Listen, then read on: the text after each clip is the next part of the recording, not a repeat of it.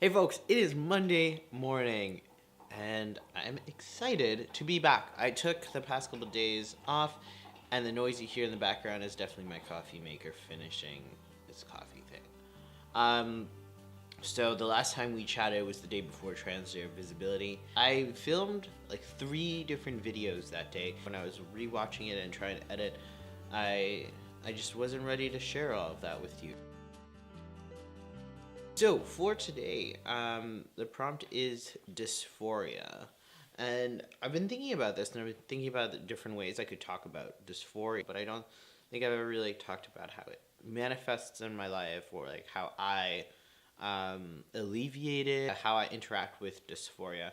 So I'm gonna try to talk about those things. Getting on testosterone, getting on hormones, definitely put me in a place where um, some of my dysphoria with regards to the way my physical appearance was able to be alleviated that way.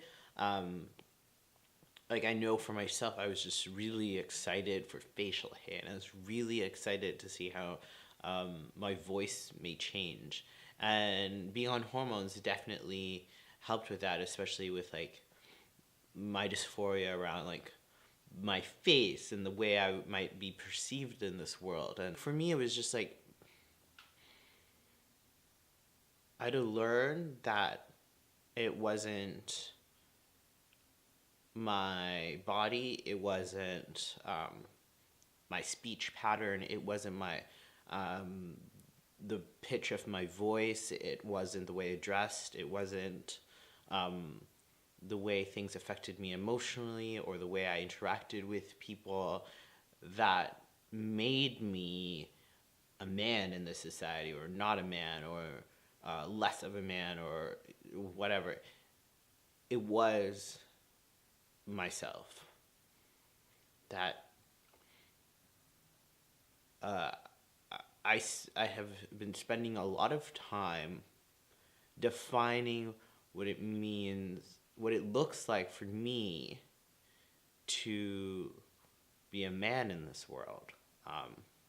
Because spending 22 years of my life as a woman in this world, I had a very strong handle on like what that looked like, what that meant for me, what that was in this world. But I had no like time spent on like what does it look like for Thane in this world? What does that mean?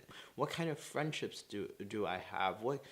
How do I dress in this world? How do I interact in this world? How do I want to convey my emotions? How do I want to like yeah, and being comfortable in all of that, and through that process also thinking about things that are typically thought as like feminine and a lot of the time seen as weak, and realizing that no, that is just how I react, that's how I feel, that's how I am, and I am a man in this world, therefore it has nothing to do with anything else. Like this is what it looks like for Thane to be a man in this world. Um, so a lot of the times when, for me, like my dysphoria comes out when I feel self-conscious, when I feel anxious, when I feel worried, when I typically take a step back and I go through things that I'm like, okay, this is what it means, what I want to be in this world. This is what I want to be as a man in this world, and going through those things and reminding myself what my priorities are. Um, that's like more of like a thought process that I go through um, with regards to like more physical things. Like I wanted to have a beard. I wanted to be on testosterone. I wanted to have that hormone coursing through my body, and how that has changed the way I interact with emotions and things and people and the world. I wanted that, and I was able to be able to access that kind of medical transition. I had a lot of dysphoria around my chest. Like I, there were periods of time where like I didn't even really want to take my binder off to shower. Like it was really difficult. Yeah, and a lot of the physical dysphoria also manifested in me buying baggy clothes and trying to cover things up.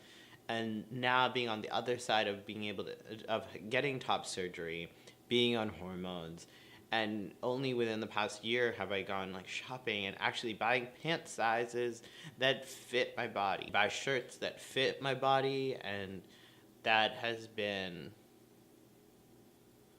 for me, that has been a milestone.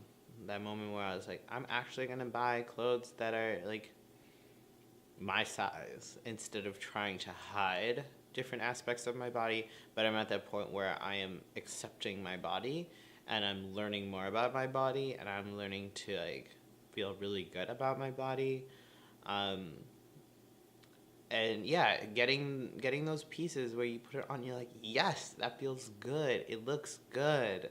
That also like helps, especially when I'm feeling very dysphoric around like my hips or like my thighs or things like things like that, where it's like that is just what my body looks like, and I know that, but it's still hard.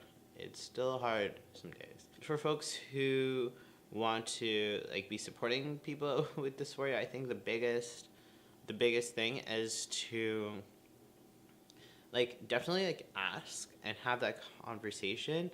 But dysphoria is so ever like it's changing every single minute of every day, and like even for myself, I don't even know what my dysphoria is going to look like or what it might feel like. I just like, oh, it's there, it's happening, I need to figure out how to like live with this right now. So when people that you care about and you're trying to support tell you like this is it, just validate the crap out of it. And like it's not about like whether or not you can like understand or whether or not you can like be like, oh yeah, this one time blah blah blah. Like no, you cannot, right? So a big thing is just like validate the crap out of it and just be like, okay, let's look at this. Let's look at the greater situation of like whatever you're trying to do, and dysphoria is there and all this stuff, and just think outside of the box, because a lot of things can happen still. And I'm not just talking about like sexy times or things like that. I'm just thinking you can reevaluate the way you want to go about something all the time. And maybe it just takes a little bit more of creativity. Maybe it'll take a little bit more work on your part. But when you're in the middle of dysphoria, it really is very helpful. And like for myself, I feel very loved when like a person that's there that wants to support me just is there. They're like doesn't question, doesn't ask for a reason, because like I couldn't give you a reason a lot of time. I'm just like, this is it.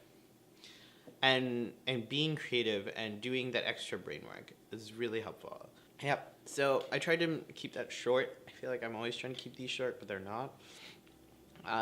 That's a little bit about me and dysphoria and all that stuff. I'm super excited to keep talking about these different topics with you folks. Please feel free to like reach out and like let me know your thoughts. And I really appreciate the folks that have sent me messages. And it's really heartwarming to know that people are there and watching and appreciate it and learning and have questions and comments. So keep that happening. Also, if you like this video, hit that like button. Please subscribe, share this stuff. Yeah, have a great Monday and be safe as always. Peace.